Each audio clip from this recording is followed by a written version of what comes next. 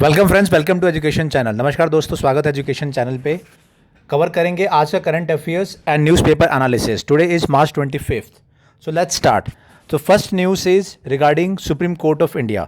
सो जो next chief justice जिनका नाम रेकमेंड करके भेजा गया है वो है justice N V Ramanna. 48 CJI होंगे ये। लगातार कई बार मैं आपको ये फ्लैग कर चुका हूँ कि ये एक इम्पॉर्टेंट टॉपिक है जुडिशरी।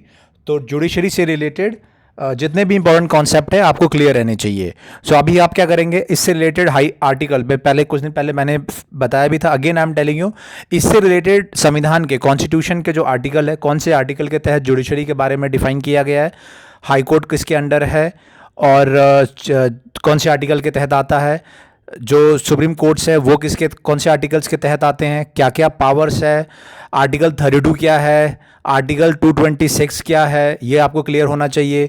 फिर उसके बाद चीफ जस्टिस ऑफ इंडिया हैं, उनके लिए क्या क्या एलिजिबिलिटी होनी चाहिए, जजेस ऑफ सुप्रीम कोर्ट उनके लिए क्या एलिजिबिलिटी होना चाहिए, कौन अपॉइंट करता है, कॉलेजियम क्या होता है, और ये सभी चीज़ें आपको क्लियर रहनी चाहिए। इसमें बिल्कुल भी ये कोई नई चीज़ नहीं है एंड आई एम श्योर सब ने तैयारी ये चीज़ को कर रखा होगा, और नहीं किया है तो इम्पॉर्टेंट है, कॉन्स्टिट्यूशन खोलिए, पॉलिटिकल साइंस की कोई भी किताब खोलिए, लक्ष्मीकांत खोलिए और इसको पढ़ जाइए, या फिर कॉन्स्टिट्यूशन का सीधा कॉन्स्टिट्यूशन से चीज़ों को पढ़ जाइए, कोई इसमें गड़बड़ नहीं होनी चाहिए।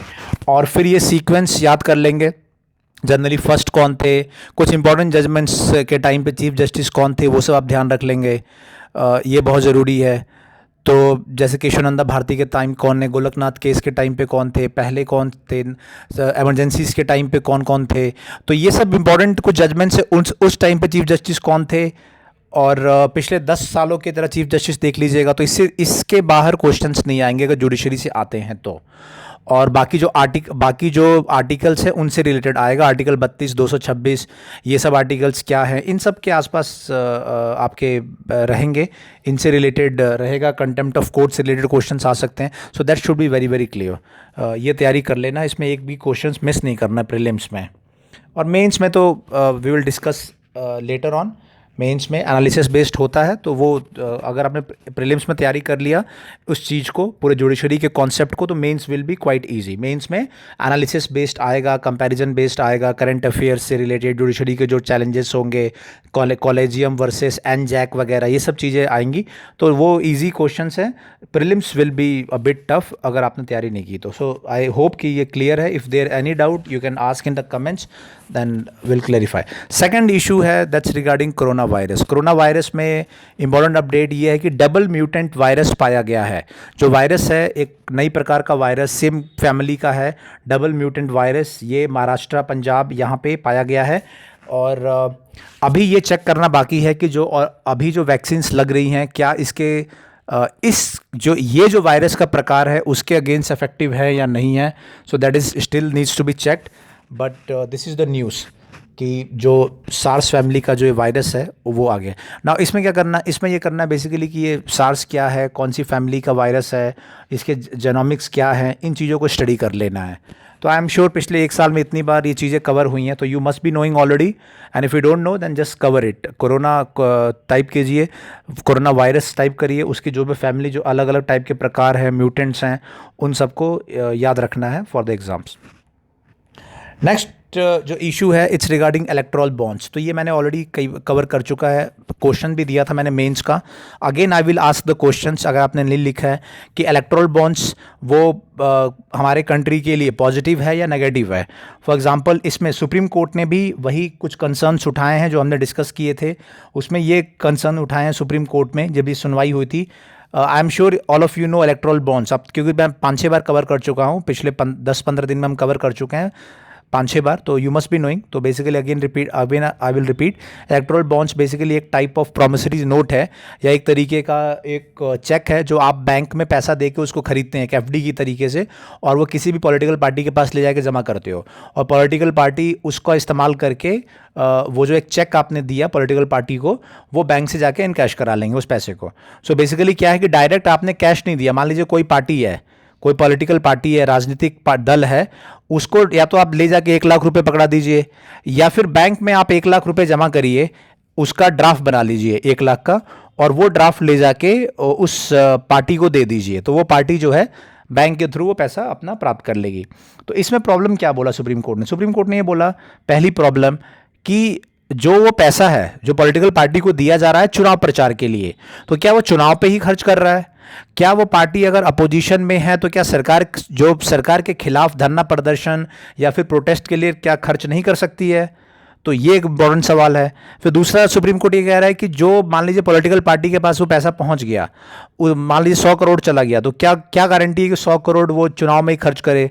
क्या दंगा भड़काने के लिए, आतंकवाद के लिए, ये शब्द हैं सुप्रीम कोर्ट के, आतंकवाद के लिए या बाकी चीज़ों के लिए खर्च कर सकते हैं कि नहीं, ये कैसे गारंटी नहीं होगी? सो ये कई चीज़ें इंपॉर्टेंट फ्लैग की हैं। और उसके अलावा एक्सपेंडिचर की बात है कि कैसे एक्सपेंडिचर कितना किया, इसको कैसे हम लोग ट्रैक करेंगे। तो दीज आर इम्पॉर्टेंट कुछ some observation by Supreme Court, and these all things should be in your notes. Electoral bonds के जो नोट्स हैं, जो आपको मैंने पूछा था कि इसका एनालिसिस करिए, आई एम श्योर उसका analysis you must have done, and now these all things must go into your notes. तो again if you have not written the answer for this part, again I will tell you कि आप इसको इस answers को जरूर लिख लीजिएगा electoral bond से related. And then I had ask you another question, पहले भी मैंने एक अलग क्वेश्चन पूछा था कि और बाकी कौन सी कंट्रीज़ है जिनमें इस तरीके का कॉन्सेप्ट है इलेक्ट्रल फंडिंग का, कि पॉलिटिकल पार्टीज़ की फंडिंग करने का, और कौन सी कंट्रीज़ हैं, डेमोक्रेसीज़ हैं या इनमें कॉन्सेप्ट है, that also you right. Next है, ये है जो दिल्ली का बिल पास हुआ है, दिल्ली अमेंडमेंट बिल। मैंने बताया था कि बहुत इंपॉर्टेंट ये बिल है, बहुत इंपॉर्टेंट बिल है। अब तो ये एक्ट बन गया, ऑलमोस्ट एक्ट बन जाएगा। अभी ये राज्यसभा से भी, दोनों ही सदन से पास हो गया। तो पहली चीज़ क्या है इसमें? पहली चीज़ ये है जो यूपीएससी के हैं कि बिल से एक्ट कैसे बनता है। कोई एक बिल है, बिल का मतलब क्या होता है, और बिल से कानून बनने का क्या स्टेप है, तो ये आपको क्लियर होना चाहिए। ये क्वेश्चन इससे रिलेटेड आ जाता है कि कौन कौन से सदन में पास होगा, मनी बिल क्या होता है, नॉर्मल बिल्स क्या होते हैं, क्या किस बिल की क्या रिक्वायरमेंट है, कॉन्स्टिट्यूशनल अमेंडमेंट बिल क्या होता है, जब संवैधानिक संशोधन करना होता है तो वो किस तरीके से पास होता है, कानून बनता है, और कानून कब बनता है, क्या लोकसभा से पास होने से कानून बन जाएगा, या लोकसभा राज्यसभा से पास होने से बन जाएगा, या लोकसभा राज्यसभा और फिर उसके बाद प्रेसिडेंट की अनुमति के बाद, साइन के बाद बनेगा। तो आई एम श्योर ये बिल, ये बेसिक एनसीईआरटी है, लेकिन इसमें कई बार क्वेश्चन आते हैं और लोग कंफ्यूज हो जाते हैं एग्जाम के दौरान। तो आई एम श्योर कि आपने वो पढ़ा होगा, नहीं पढ़ा दोबारा रिवाइज कर लीजिए। And then this is the first part, and उससे रिलेटेड जो आर्टिकल्स हैं कॉन्स्टिट्यूशन के, वो ध्यान रहेंगे। एंड इंपॉर्टेंट क्या है? इंपॉर्टेंट है कि इस बिल में क्या है। तो इस बिल में बेसिकली जो लेफ्टिनेंट गवर्नर है वहाँ के, वो डी फैक्टो गवर्नमेंट कहलाएंगे, सरकार जिसे बोलेंगे, वो मुख्यमंत्री की जगह जो लेफ्टिनेंट गवर्नर है, जो कि अपॉइंटेड होते हैं, वो होंगे। अब आपको कंपैरिजन ये आ सकता है एग्जाम में, क्वेश्चंस आ सकता है lieutenant governor versus CM of Delhi, powers के बारे में। तो आपको ये क्लियर होना चाहिए कि लेफ्टिनेंट गवर्नर अपॉइंट होते हैं तो कैसे अपॉइंट होते हैं, उनके लिए क्या एलिजिबिलिटी है, अगर है तो संविधान में है या किसी कानून के तहत है। तो ये सब चीज़ें आपको पढ़ना पड़ेगा। और जो आर्टिकल 239 ट्रिपल ए, ये सब जो आर्टिकल्स हैं, ये सब बहुत इंपॉर्टेंट हो जाते हैं। And I am sure you must be knowing it, कई 2-3 बार ऑलरेडी हमने इसको कवर किया है। तो if you don't know then just read it for the exam. Next है अफ़गानिस्तान से रिलेटेड। अफ़गानिस्तान के जो मिनिस्टर हैं वो इंडिया में आए थे और उन्होंने कहा कि जो ट्रॉयका, ये याद रहे, चाइना, रशिया, यूएस, एक ट्रॉयका बना हुआ है जो कि अफ़गानिस्तान के इशू के बारे में डिस्कस कर रहे हैं। तो अफ़गानिस्तान ने ये कहा है कि इंडिया को भी उसका पार्ट रहना चाहिए, एंड पाकिस्तान को भी उसका पार्ट रहना चाहिए, क्योंकि ये दोनों उस रीजन के, सब कॉन्टिनेंट के इंपॉर्टेंट कंट्रीज़ हैं। तो बिना इनको इन्वॉल्व किए हुए अमेरिका, चाइना और रशिया मिलकर अफ़गानिस्तान का फ्यूचर अकेले डिफाइन नहीं कर सकते हैं। India should also be part of that, and then Pakistan should also be part of that. तो दैट इज़ यूएस ट्रॉयका। तो ये याद रहे, वो आ भी सकता है ये बीच में। ओके, सो बहुत ही इंपॉर्टेंट कुछ न्यूज़ थी, वो इंपॉर्टेंट कुछ टॉपिक्स थे दैट आई हैव कवर्ड। एक इंपॉर्टेंट टॉपिक चल रहा है, वो चल रहा है नॉर्थ ईस्ट में। नॉर्थ ईस्ट में क्या टॉपिक है? वो है म्यांमार। म्यांमार में जो एक तरीके से जो मिलिट्री रूल हो गया है म्यांमार में, बर्मा जिसे पहले बोलते थे, तो वहाँ से होने के बाद में काफ़ी संख्या में जो लोग हैं वो शरणार्थी के रूप में इंडिया में, रेफ्यूजी के रूप में इंडिया में शरण लेना चाहते हैं, या ऑलरेडी लोग ले चुके हैं। तो 4 स्टेट्स हैं, मैंने कहा भी था कि मैप में आप ज़रूर देखेंगे कि जो म्यांमार से कितने, कौन कौन से स्टेट्स हैं और कौन कौन से पॉइंट्स हैं जिनके बॉर्डर लगते हैं। तो वो मैप में आप ज़रूर देखिए, और कौन कौन से एरियाज़ हैं जो लगते हैं। तो 4 स्टेट्स लग रहे हैं, उनके बॉर्डर लग रहा है। और वहाँ पे एक एथनिक ग्रुप है, इसमें कहा गया है कि जो एथनिक ग्रुप है जो कि इंडिया, म्यांमार और बांग्लादेश में पाए जाते हैं। तो ये क्वेश्चन आ सकता है कि ये कौन से जो एथनिक ग्रुप कहाँ पाए जाते हैं। तो मिज़ोरम बेस्ड है ये ग्रुप। तो ये आपको याद रहे, बेसिकली ये एथनिक ग्रुप याद रहे, और कौन कौन सी कंट्रीज़, कौन कौन सी स्टेट्स जो हैं म्यांमार कंट्री को बॉर्डर करते हैं, that you should remember during your exam, ये आपको याद रहे। Okay, next will go to editorial. तो एडिटोरियल में क्या इंपॉर्टेंट आर्टिकल है? इंपॉर्टेंट आर्टिकल है एक श्रीलंका से रिलेटेड। तो श्रीलंका में वोटिंग हुई यूएन ह्यूमन राइट काउंसिल में ह्यूमन राइट इश्यूज़ को लेके। तो श्रीलंका में हमें मालूम है कि तमिल इश्यूज़ रहता है, और एलटीटीई पहले था, और बाद में लड़ाई के बाद में एलटीटीई को हराया गया, और श्रीलंका का जो नॉर्थन पार्ट है वो मोस्टली तमिल बेस्ड है। तो तमिल, चूँकि इंडिया में भी तमिलनाडु स्टेट्स में काफ़ी तमिल्स हैं, तो उसको लेके इंडिया का सॉफ्ट कॉर्नर रहता है, और इंडिया का कंसर्न हरदम ये रहता है कि जो श्रीलंका में तमिल्स हैं, एथनिक वायलेंस उनके खिलाफ ना हो, ह्यूमन राइट वायलेशंस ना हो। जब ये वॉर पूरा टाइम चला, श्रीलंका के अंदर एक गृह युद्ध चलता रहा, उस दौरान काफ़ी ज़्यादा वॉर क्राइम्स या वॉर जो है एक्सेस किए गए। तो उसी को लेके यूएन ह्यूमन राइट काउंसिल में वोटिंग थी श्रीलंका के ह्यूमन राइट्स जो रिकॉर्ड है उसको लेके। तो इंडिया का क्या स्टैंड था? इंडिया उसमें एब्सेंट हो गया, ना हाँ में ना में, कि क्या श्रीलंका के खिलाफ जांच होनी चाहिए कि श्रीलंका में ह्यूमन राइट्स वायोलेशन हो रहे हैं। इस तरीके का एक प्रस्ताव था, उस प्रस्ताव पे। तो नाउ अब उसी से रिलेटेड है ये। तो इसमें हमारे लिए इंपॉर्टेंट क्या है? एक तो आपको जानकारी हो गई इंडिया और श्रीलंका के रिलेशन, अगर आप ये टाइप करेंगे तो आपको काफ़ी कुछ जानने को मिल जाएगा, तो वो तो आप ज़रूर करिए। उसके अलावा ये यूएन ह्यूमन राइट काउंसिल क्या होता है आप लिखिए कमेंट्स में, व्हाट इज़ दिस यूएनएचसीआर, ये कहाँ पे है और कहाँ पे इसका सेंटर है, और क्या क्या कौन कौन इसके मेंबर्स हैं, तो और क्या ये डिसीजन लेते हैं, और इनके डिसीजन का क्या रेपरकशंस होता है। इंडिया का स्टैंड ये है कि बेसिकली श्रीलंका का ये इश्यूज़ है, तो श्रीलंका ओरिएंटेड ये होना चाहिए। और साथ ही साथ चाइना का बहुत ज़्यादा प्रभाव श्रीलंका में बढ़ते चला जा रहा है, कई पोर्ट्स वगैरह वो बना रहे हैं। तो इंडिया ये नहीं चाहता है कि नेबर कंट्री है और इम्पोर्टेंट कंट्री है, हमारा नेबर कंट्री है, तो चाइना का प्रभाव बढ़े और इंडिया से नाराज़ हो जाए। तो ये इसीलिए इंडिया ने एक बीच का स्टैंड लिया है। बट ये जब हमारा आएगा मेंस का इंटरनेशनल अफेयर्स, तब वो ये एनालिसिस इंपॉर्टेंट होगा। बट अभी के लिए जो मैंने आपको क्वेश्चन पूछा, एचसीआर, यूएनएचसीआर क्या है, और चाहे श्रीलंका की ज्योग्राफी, ये सब आप याद रखेंगे, प्रीलिम्स के लिए इंपॉर्टेंट है, और थोड़ा पास्ट भी याद रखेंगे। So that's regarding that part. Now next is regarding national film awards. National film award से रिलेटेड है, हमें मालूम है कि ये नेशनल फिल्म अवार्ड 67th जो नेशनल फिल्म अवार्ड है वो अनाउंस हो गए हैं, अलग अलग लोग हैं उनको मिला हुआ है, और इसमें धनुष भी है, मनोज वाजपेयी भी है, कंगना रनावत भी है, अलग अलग फिल्में हैं उनको भी मिला है। तो वो एक तो पहले आप याद कर लीजिएगा, वो आपको एग्ज़ाम के दौरान आपको मालूम होना चाहिए।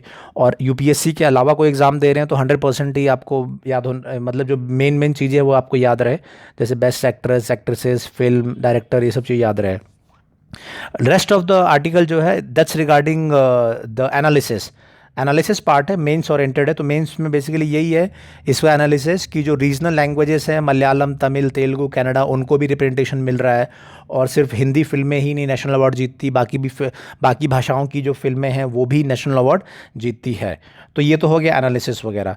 ना इंपॉर्टेंट क्या है? इंपॉर्टेंट इसमें कि भाई ये नेशनल फिल्म अवार्ड होते क्या है, कैसे दिए जाते हैं, इनकी जो ज्यूरी होती है वो कैसे बनाई जाती है, उनमें कौन कौन लोग होते हैं, इस बार में कौन जजेस थे। तो ये सब चीज़ें आप पूरे पढ़ जाइए नेशनल फिल्म अवार्ड से रिलेटेड, बहुत बहुत इंपॉर्टेंट है ये।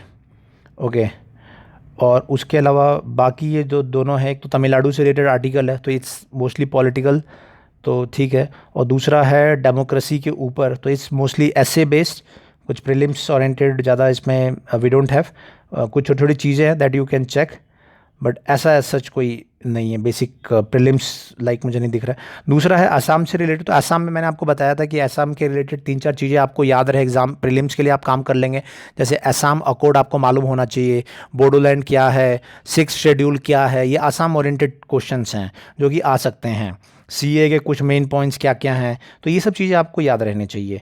और मैंने आपको अहोम कौन थे, थोड़ी हिस्ट्री, चूँकि मैंने बताया था कि जनरल हैं, उनका जिक्र हमारे प्राइम मिनिस्टर ने भी किया था, तो वो questions you can expect that question, वो हिस्ट्री से, अहोम से रिलेटेड, और जो जनरल है असम के वो रहे 16th सेंचुरी में, उनसे related questions can be asked, UPSC में आ सकता है। तो वो आपको वो एक्सरसाइज आपकी हो जानी चाहिए।